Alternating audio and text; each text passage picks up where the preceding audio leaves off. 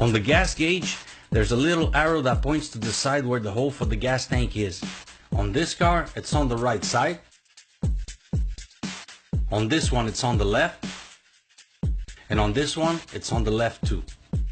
This tip can be useful if you rent or borrow a car, or if you often use different cars.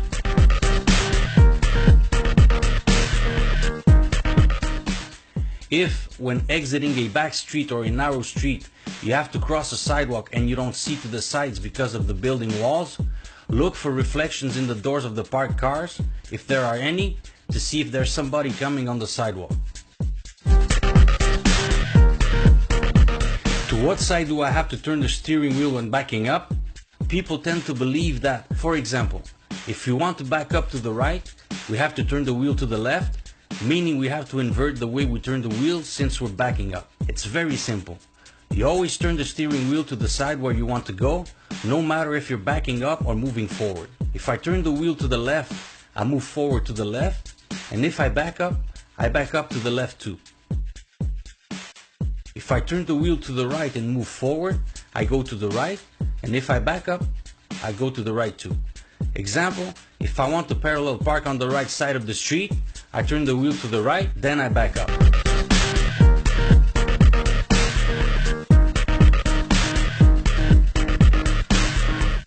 Another tip related to the steering wheel, especially when doing 90 degrees parkings, is how to know if the wheels are straight. For the wheels to be straight, the steering wheel also has to be straight. But there are three positions where the steering wheel can be straight. Wheels straight, one turn to the left, and one turn to the right. So, to know if the wheels are straight, we straighten the steering wheel no matter what its actual position is, and we move forward a bit. If we go straight, it means the wheels are straight. If we go to the left, we turn the steering wheel one turn to the right and the wheels are straight.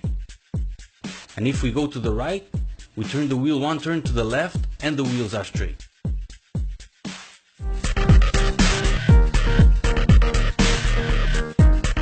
Talking about 90-degree parking, here's a very common mistake. When you're exiting a parking by backing up between two cars, don't turn the steering wheel right away.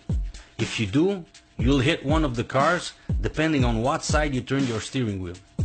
Always back up as much as you can before turning the steering wheel, ideally until you got out of the parking spot completely. The closer the cars on the sides, the more you have to back up before turning the wheel.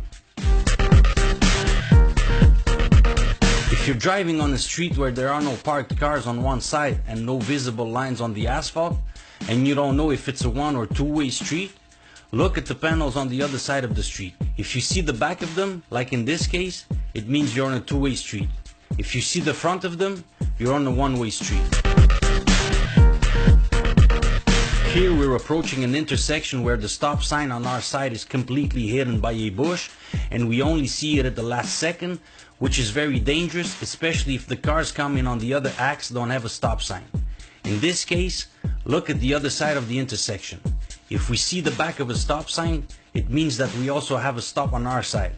Same thing here with the truck blocking the stop on the right side.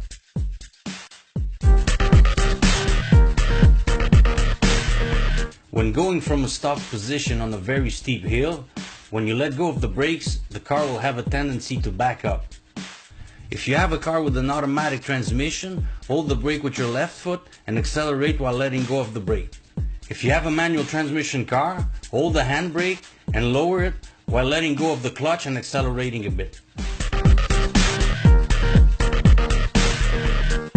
When you try to start the engine and the ignition key won't turn because it's blocked, it's because the steering wheel is also blocked.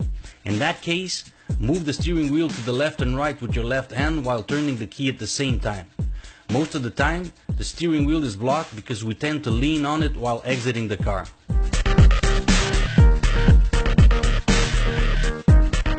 If a vehicle is following you closely with its I-beams on, you'll be blinded. By pulling the small lever underneath your central rear view mirror, you'll still see what's going on but won't be blinded anymore. I hope you liked this video. Thanks for watching.